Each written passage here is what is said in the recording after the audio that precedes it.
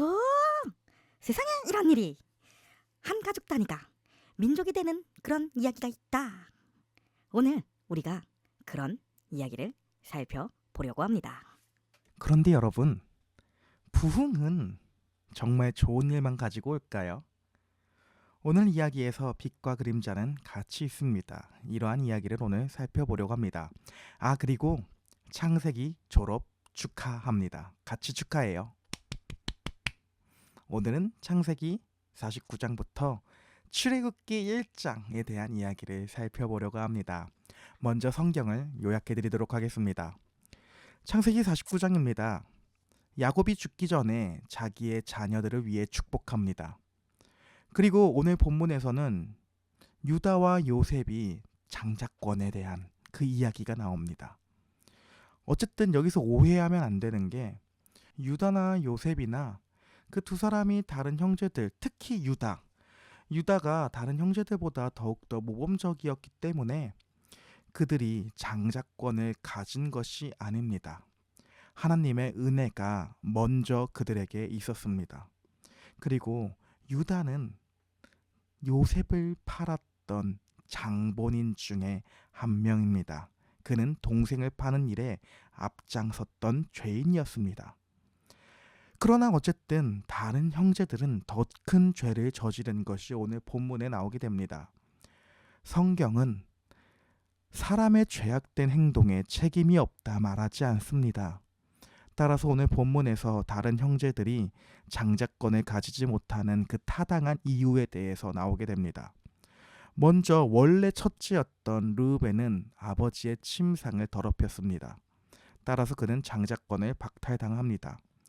시몬과 레위는 창세기 34장에서 세겜 땅에서 디나로 인한 학살극을 벌입니다. 그들은 할례를 자신의 학살극의 도구로 사용합니다. 따라서 장자권이 그들에게 없게 된다고 말합니다. 그렇다면 장자권은 누구에게 있게 되는 것일까요? 이에 대한 답은 유다와 요셉에게 있다고 말합니다. 제가 성경 역대상 5장 2절을 읽어드리겠습니다. 새 한글 성경 번역입니다. 유다는 그의 형제들보다 우월했다. 또 지도자가 된 사람이 그에게서 나왔다. 그런데도 맏아들 자리는 요셉에게 돌아갔다라고 합니다. 따라서 오늘 본문에서는 유다가 야곱을 통해 받는 축복은 10절에서 나온 것처럼 통치자의 지팡이가 유다에게서 사라지지 않고 지도자의 지팡이가 그의 자손에서 사라지지 않는다고 말합니다. 또한 요셉은 26절에서 형제들의 우두머리 된 사람이라고 불립니다. 장자권에 대한 구체적인 설명은 오늘 후반부에서 말씀드리도록 하겠습니다. 어쨌든 나머지의 아들들 또한 야곱으로부터 축복을 받는 장면이 49장에선 나옵니다. 이 축복의 내용들은 단순하게 잘 될 거야 라는 그런 내용이 아닙니다. 오늘 성경의 이야기를 잘 읽어보면 결국 이들이 받는 복의 내용들은 이스라엘의 각 지파의 미래를 결정적인 예언적인 선포를 미리 듣게 되는 것입니다. 앞으로 성경은 이 야곱의 예언에 따라 12지파가 진행되는 것을 보여줄 것입니다. 이제 창세기 50장입니다. 야곱이 죽습니다. 그는 그의 조상들과 함께 예전에 아브라함이 묻혔던 굴에 같이 묻히게 됩니다. 야곱은 이집트에 있는 화려한 국장이나 피라미드 묘실을 거부하고 약속의 땅인 가나안을 바라보는 것입니다. 그는 결국 부활할 것이라고 하는 믿음의 신앙 고백을 보여주고 있는 것입니다. 야곱의 죽음으로 인해 다른 형제들은 다시금 공포를 느낍니다. 요셉이 자기에게 복수를 할 것이라고 생각합니다. 하지만 요셉은 여전히 형제들을 용서합니다. 요셉은 다음과 같은 말을 합니다. 당신들은 나를 해하려 하였으나 하나님은 그것을 선으로 바꾸사 내가 하나님을 대신하리이까 라고 말합니다. 요셉은 하나님이 악을 사용해서 선으로 만들었다라는 신앙 고백을 하게 되는 것입니다. 그리고 이 이야기는 앞으로 진행될 출애굽기에서도 나타나게 될 것입니다. 그 후에 요셉도 110세에 결국 죽게 됩니다. 그리고 자신의 시체도 때가 되면 약속의 땅, 즉 자신의 아버지인 야곱과 할아버지인 이삭, 증조 할아버지인 아브라함이 있는 굴에 묻어달라고 합니다. 그러나 아직 창세기에서 요셉의 시체는 이집트에 있게 됩니다. 따라서 창세기의 마지막 장은 요셉의 시체를 관에 넣어두었다라고만 끝납니다. 이제 창세기가 끝나 출애굽기 1장으로 넘어옵니다. 정말로 축하합니다. 출애굽기 1장에서는 시간이 많이 흐른 뒤의 모습이 나옵니다. 요셉을 알지 못하는 왕이 이집트의 파라오가 됩니다. 이집트의 새로운 파라오는 이스라엘 백성을 보고 두려워합니다. 이스라엘의 가족들은 70명으로 시작했습니다. 그러나 이 70명이 하나님의 돌보심으로 인해 민족의 숫자로 확산되고 늘어납니다. 이 숫자는 추후에 출애굽을 할 때 몇 명인지 나오게 될 것입니다. 어쨌든 오늘 본문에서 파라오는 점점 숫자가 많아지는 부흥하고 있는 이스라엘을 보고 두려워하고 있습니다. 따라서 파라오는 이스라엘 백성의 인구를 억제하기 위해 먼저 고된 노동을 부과합니다. 이러한 핍박에도 이스라엘 백성들의 숫자는 줄어들 기미가 보이지 않고 계속해서 늘어납니다. 따라서 그는 최후의 방법으로 이스라엘 사람이 아기를 낳을 때에 여자아이면 살려주고 남자아이는 나일강에 던져서 죽이라는 명령을 내립니다. 결국 이스라엘이 숫자가 많아지는 그 부흥이 곧 고난을 가져다 주는 것입니다. 그렇게 출애굽기 1장은 마무리가 됩니다. 오늘 우리가 읽었던 성경의 이야기는 예수 그리스도와 어떤 연관성을 가지게 될까요? 첫째로 유다와 요셉에게 나뉘어진 장자권과 예수 그리스도이며, 둘째로 가나안 땅의 무덤과 예수 그리스도이며, 셋째로 바로의 유아 학살과 헤롯의 유아 학살의 대비입니다. 이를 살펴보려고 합니다. 먼저 유다와 요셉에게 나뉘어진 장자권과 예수 그리스도에 대한 이야기를 말씀드리겠습니다. 원래 장자권은 하나입니다. 그러나 야곱의 가족에 대한 이야기에서 장자권은 두 개의 권리로 쪼개집니다. 원래 하나가 돼야 되는 장자권이 두 개의 의미로 쪼개지게 되는 것입니다. 먼저 법적인 장자권입니다. 이스라엘의 장자는 법적으로 아버지의 기업물을 자로서 다른 형제들보다 2배의 몫을 가집니다. 이러한 법적인 장자권은 요셉이 가져가게 됩니다. 따라서 요셉은 자기가 낳은 두 아들 에브라임과 므낫세가 야곱에게 입양이 되어 요셉이 가진 장자권이 2배, 즉 요셉의 아들 2명이 복을 받게 되는 것을 볼 수가 있습니다. 이런 법적인 장자권 안에는 원래 형제들을 같이 다스리는 통치권도 들어가 있어야 됩니다.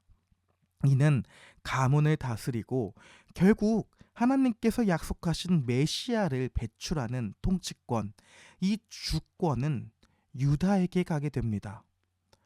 우리는 성경 이야기, 창세기를 읽으면서 하나님께서는 요셉에게 생명을 보존하고 먹이시는 역할을 맡기셨다라는 것을 성경을 통해 볼 수 있습니다. 그리고 유다는 다른 형제들을 다스리고 이끄는 역할을 하게 됩니다. 따라서 요셉은 이집트에 먼저 들어가서 흉년을 준비했으며, 유다는 추후에 동생 대신에 희생을 하려고 하며 고센 땅으로 앞서서 먼저 가는 이야기들이 성경에 나오게 되는 것입니다. 창세기에는 장자권이 쪼개진 이야기가 나오는 것입니다. 그렇다면 이 쪼개진 장자권은 누구로 인해 하나로 합쳐지게 되는 것일까요?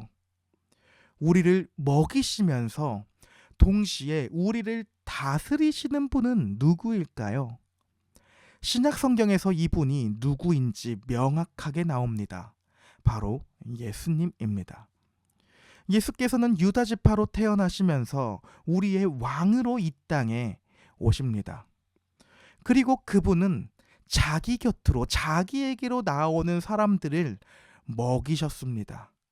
그러면서 자기 자신을 향하여 나는 생명의 떡이다 라고 말씀하시며 하나님 나라의 풍성한 기업을 우리에게 나누어 주십니다. 한마디로 예수께서는 완성이라고 하는 성경의 이야기를 볼 수 있는 것입니다. 두 번째로 가나안 땅의 무덤과 예수 그리스도입니다. 야곱도 그렇고 요셉도 그러합니다. 뭐가 그러한가요? 모두들 가나안 땅에 묻히려고 합니다. 이는 단순히 죽을 위치를 정하는 것이 아닙니다.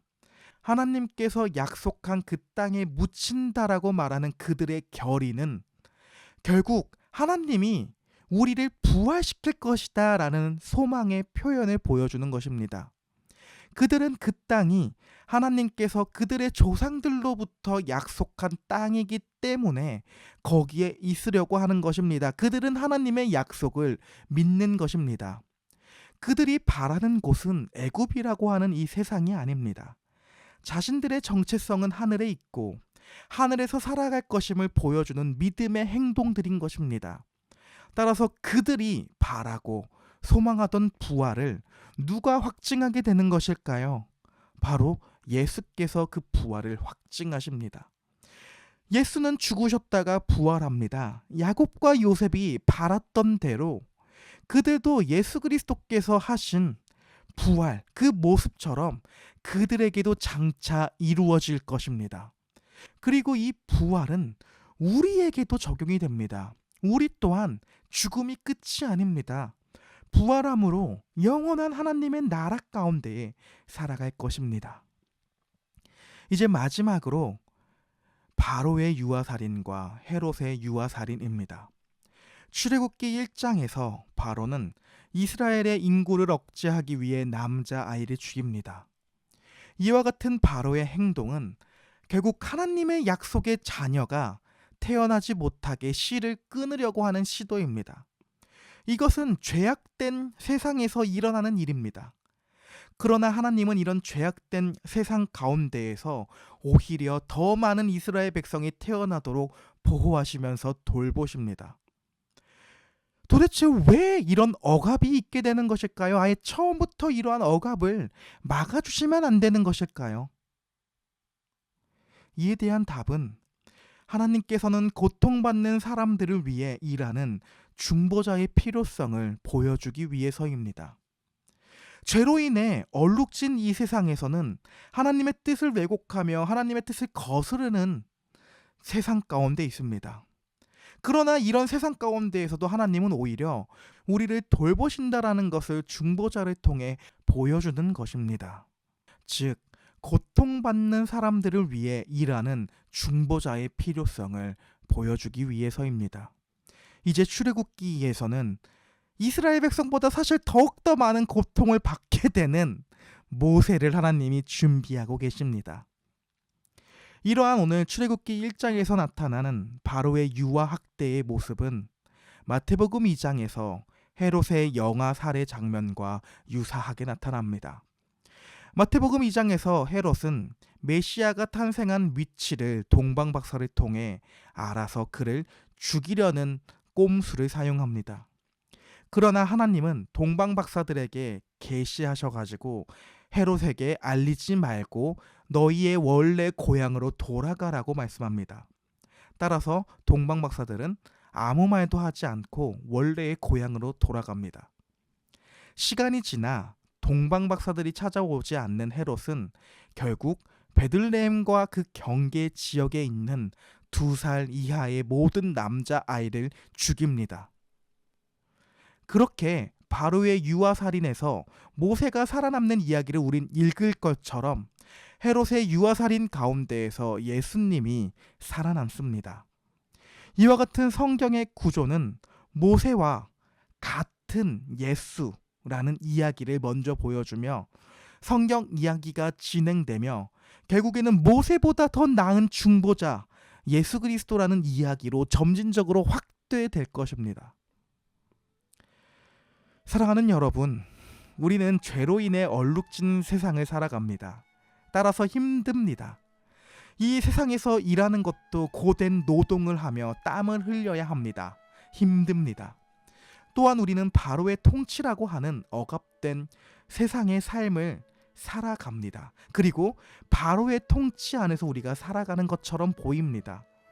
그러나 우리가 생각하고 의지해야 할 것은 고통 가운데에 우리에게 세워지는 우리의 중보자를 생각해야 할 것입니다. 우리의 중보자는 온실 속에서 태어나는 화초들이 아닙니다. 그들 중보자가 세워지는 모든 과정은 우리와 동일하게 우리가 받는 고난의 상황 가운데에서 그들 또한 태어납니다. 따라서 그들은 우리의 상황을 공감할 수 있습니다.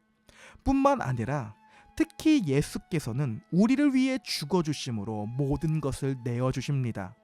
따라서 우리가 살아가는 삶은 단순히 세상이라고 불리는 고통 가운데에 살아가는 것이 아니라 이 고통 안에서 우리를 위해 모든 것을 내어주시는 예수 그리스도라는 구원자의 품 안에서 살아가는 것입니다. 이를 바라보며 묵상하는 오늘 하루들이 될 수 있기를 소망합니다. 오늘 하루도 파이팅입니다. 힘내세요.